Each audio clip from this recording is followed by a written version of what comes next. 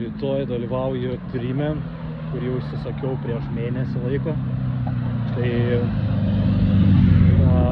nepasakysiu tiksliai pavadinimą, tyrimo praėjo laiką, nepamenu, bet esmė, kad reiks bėgti ant takelio pusę valandos su kaukė, su davikliuku prie krūtinės, kuris matuos širdies darbą.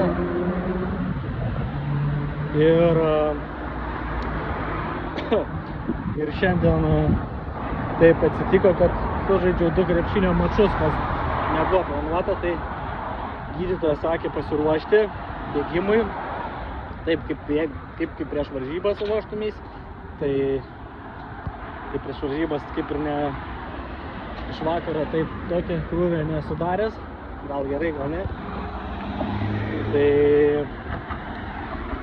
Tai einu į outletą, Gym Plus, iššoksiu pirtį, jeigu spėsiu, turėtų dar šilta būt, pusvalandį, iššoksiu pirtį, biškį atlaisvinsiu raumenukus, pavalgysiu gerai ir rytoj laukia diena, kai reiks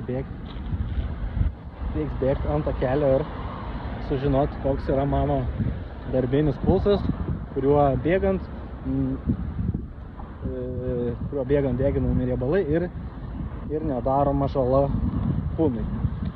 Ir kiti dalykai, kuriuos sužinosiu rytoj.